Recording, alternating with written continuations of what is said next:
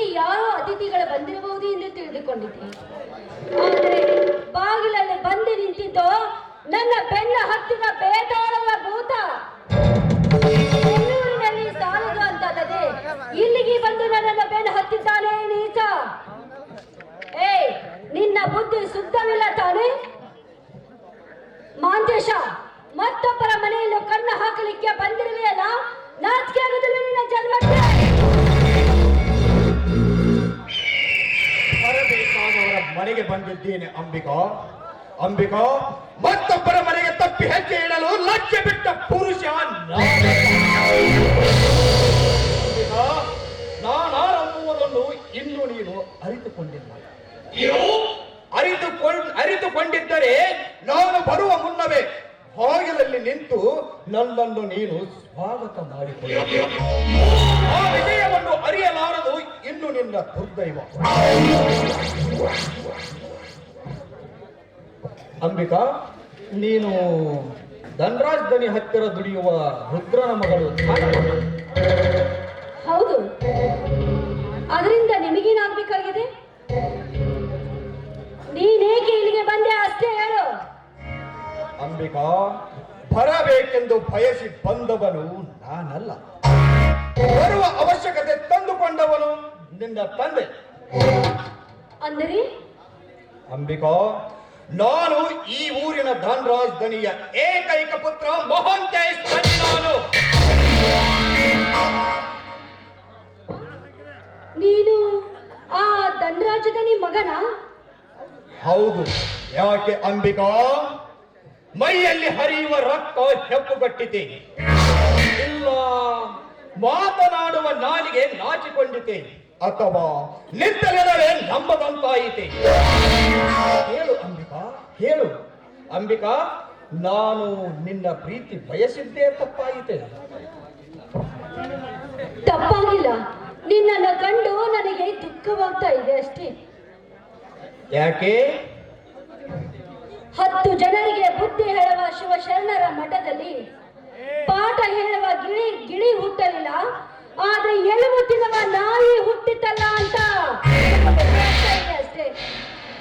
ಸಾಕು ನಿಲ್ಲಿಸು ನಿನ್ನ ವೇದಾಂತ. ಅಂಬಿಕಾ, ನಿನ್ನ ತತ್ವದ ಮಾತುಗಳನ್ನು ಕೇಳಲು ನಾನಿಲ್ಲಿಗೆ ಬಂದಿಲ್ಲ. ನಾನೀಗ ಒಂದು ನಿರ್ಧಾರ ಮಾಡಿಕೊಂಡಿದ್ದೇನೆ. 2ರಲ್ಲಿ ಒಂದಾಗಲೇಬೇಕು. ಏನಾಗಬೇಕು ನಿನಗೆ? ಅಂಬಿಕಾ, ನಿನ್ನ ಯೌವನದ ಅಂದ ಚಂದವನ್ನು ನಾನು ಉಣ್ಣಬೇಕು. ಒಂದು, ಎಲ್ಲ ನನ್ನ ಕೈಯಿಂದ ನೀನು ಪ್ರಾಣ ಕಳೆದುಕೊಳ್ಳಬೇಕು. ಒಂದು.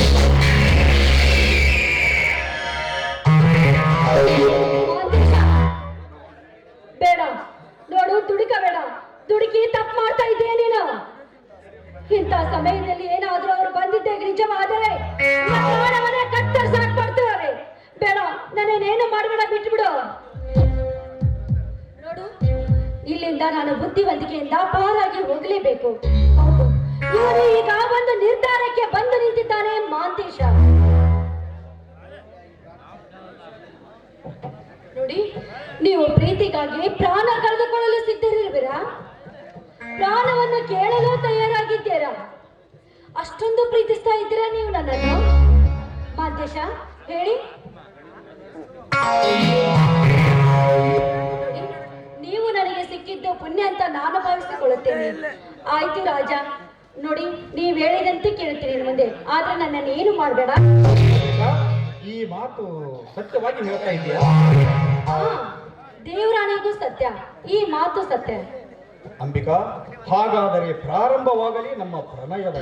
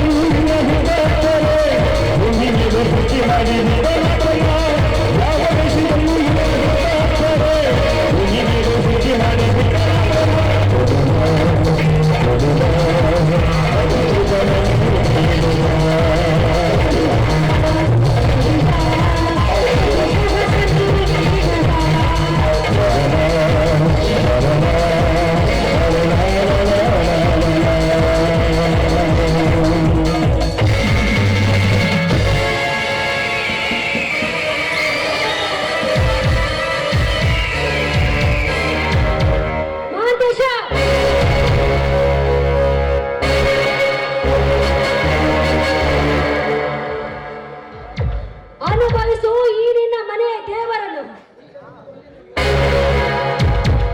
ಈಗ ನಂದು ಒಂದೇ ನಿರ್ಧಾರ, ನೀನಿಲ್ಲಿಂದ ಹೊರಟು ಹೋಗಬೇಕು ಒಂದು, ಇಲ್ಲವಾದ್ರೆ ಈ ನನ್ನ ಕೈಯಲ್ಲಿ ಆಹುತಿ ಆಗಬೇಕು ಒಂದು. ಯಾವುದು ಬೇಕು ನಿನಗೆ ಆರಿಸಿಕೋ. ಏಕೆ ಮೌನವಾದೆ? ಯಾಕೆ ನಾಲಿಗೆ ನಾಚಿಕೊಂಡಿದ್ದೆ? ಇಲ್ಲ ರಕ್ತ ಹೆಪ್ಪುಗಟ್ಟಿದೆ? ಧೈರ್ಯವೇ ಇಲ್ಲವೇ? ಮಾತಾಡ ಬೆಕ್ಕಪ್ಪ, ನಾನಿಷ್ಟು ಕೇಳ್ತಾ ಇದ್ದೀನಿ. ಯಾವುದು ಬೇಕು ನಿನಗೆ? ಅಂಬಿಕಾ, ನಾನು ಹೊರಟು ಹೋಗ್ತೇನೆ. ನನಗೆ ಗುಂಡು ಹರಿಸಬೇಡ, ನನ್ನನ್ನು ಏನು ಮಾಡಬೇಡ. ಅಂಬಿಕಾ, ನಾನು ಹೊರಟು ಹೋಗ್ತೇನೆ. ಏ ಯಾರಿಗೆ